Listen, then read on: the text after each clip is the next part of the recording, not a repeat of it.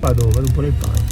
Più mi avvicino più mi sto cacando sotto. And what's the best way to build wealth today? Stocks, trading, real estate.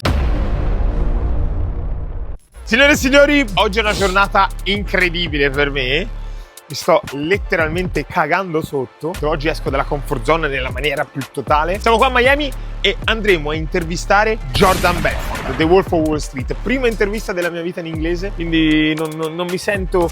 Cioè, penso di parlarlo in inglese, ma non ad un livello talmente confident da poterci fare un'intervista. Quindi però ci lanciamo, ci buttiamo e vediamo cosa ne viene fuori. Belì! Sei pronto? Dai, abbastanza pronto. Te sei tranquillo? Io sono abbastanza tranquillo, dai, non abbiamo nulla da perdere. L'inglese lo sappiamo, a modo nostro. Jordan sicuramente farà uno sforzo in più, ci verrà incontro. Vedi quel cappellino bubagambo? Sì, così. Pantalone largo, felpa sporca di 4 giorni. So, this is Marco Cappelli, this is Simone Savai, and our podcast is called Gurulandia. It's a podcast talking about business, entrepreneurship. Siamo ragazzi, più mi avvicino e più mi sto cacando sotto. Però pensateci un attimo quanto è bella questa sensazione. La sensazione che non sai se ce la fai, non ce la fai, di andare a fare un qualcosa di cui ti caghi sotto, uscire dalla comfort zone. E comunque sia sarà un successo, perché anche se sarà un fallimento, comunque puoi dire di averci provato. Questo è il nostro grande mezzo. E adesso saliamo qui sopra e andiamo verso la super villa di Jordan. Let's go. Andiamo.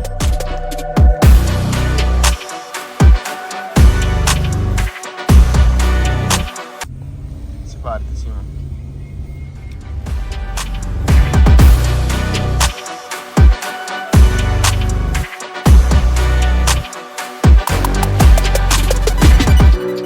Allora ragazzi, ci siamo, questa è l'entrata per Palm Island, Hibiscus Island, dove praticamente sono questa piccola isola con tutte queste ville, penso dedicate ai miliardari. No, non so se Jordan non penso sia miliardario, penso sia plurimilionario.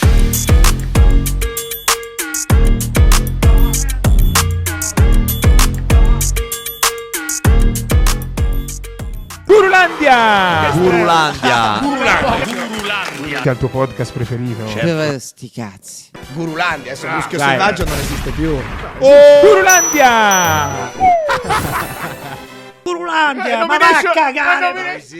Poesia. Gurulandia, scatenate l'inferno. Signore e signori, benvenuti in una nuova puntata. Ciao Gurulandia. I'm so excited today. Yeah, me too. One of my hero.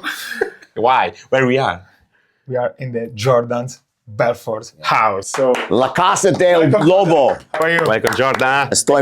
I'm doing Nice to great. meet you. So, My Italian pleasure friends, to great meet. to see you. Glad you came. How are you? Good. I'm doing terrific, yeah. Just got back from vacation. I was out in South America, in Uruguay, Punta del Este. Had a great time. So, but now it's back to work.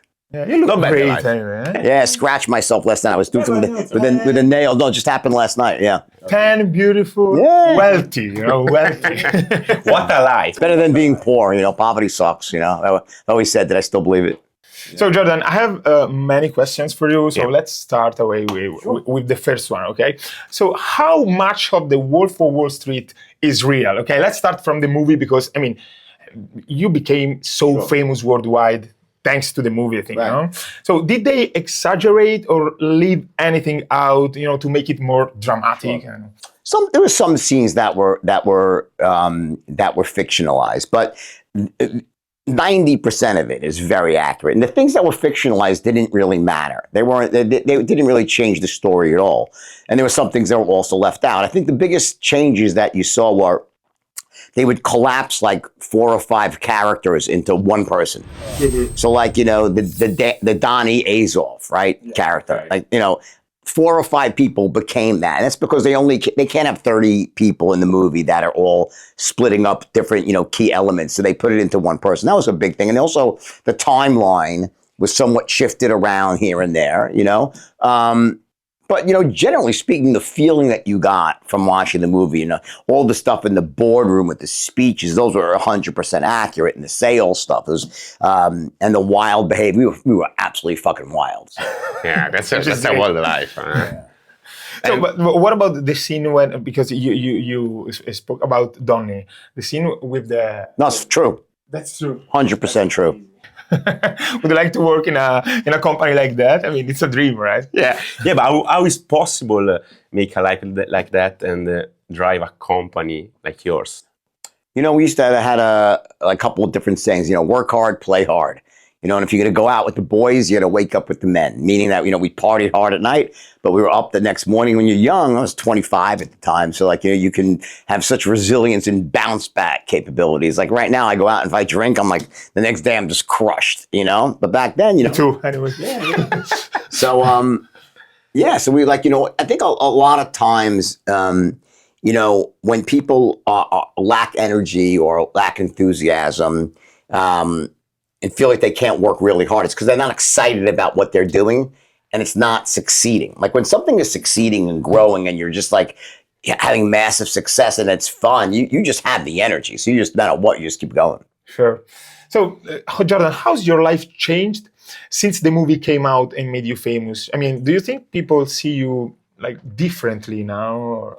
Yeah, well, I mean, clearly, you know, the movie had a huge impact, right? So anywhere I go in the world, it's, you know, people know me and they want to take pictures and talk, and that's great. I loved all the fans and stuff, and it's helped obviously my business with speaking and presenting. So it's allowed me to help a lot more people in the sales world and entrepreneurship. But yeah, and you know, all in all, it's been an amazing experience and a benefit. You know, there's some things that aren't, I guess, you know, sometimes it's like, you know, you're the lightning rod for press all the time, and it can be annoying. But you know, again, I accept that. Like, you know, you can't have all the good, you know, without some of the bad, right? So, but, you know, generally speaking, all in all, yeah, it was an amazing experience, and I'm very glad it happened. Yeah, of course. And what was it like working with Leonardo DiCaprio, which is a great actor? Yeah, he's great, yeah. No, we spent about a year working very closely together, so we spend a lot of time together.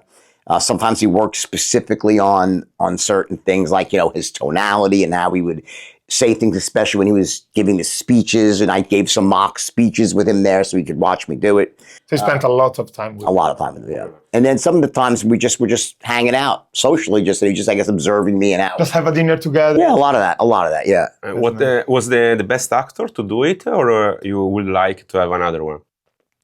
I couldn't think of a better actor to have played me. Yeah, I think he was the best. Perfect.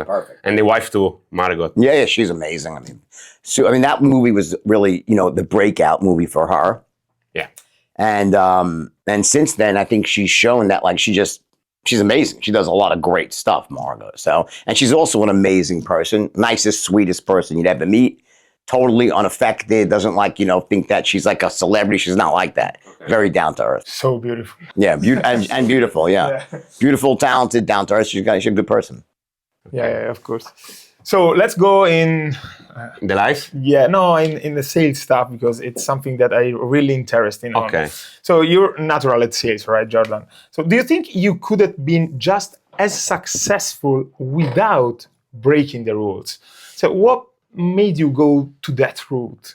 I would have been more successful, far more successful, if I hadn't broken the rules, because our core business was taking companies public, and I was, you know, I owned companies like Steve Madden Shoes, and I was forced to sell some of my stock, most of it, early because I was in trouble. They made me sell the stock.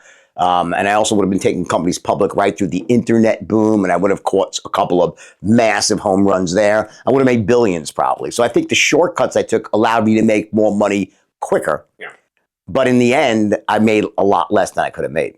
This is a great lesson. This is a great lesson. It's very kind. It is a good lesson, because it's very common in business that, you know, sometimes if you sacrifice things to make short-term hits, you leave the big money on the table. It takes time to build things correctly. Yeah, it's something that happens every time to the, you know, opportunity seekers, the people that want to make money so quickly and then drop down. They think more about the short time than the long time.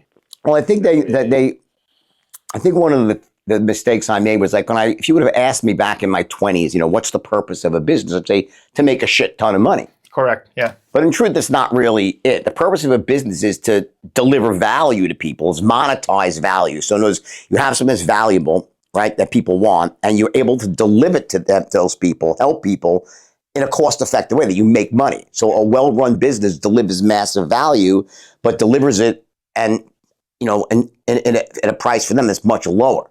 So they have this margin. So, but the key is that you got to be delivering value. It's not like, how do you make more money? Help more people, not, make more Money of each must be the consequence. Which is money. something you're doing great. Yeah, and that was there. It was like, something that was a really powerful lesson for me about, that. And now, of course, today's the opposite. Everything I do is about, more long-term thinking and delivering value and so forth.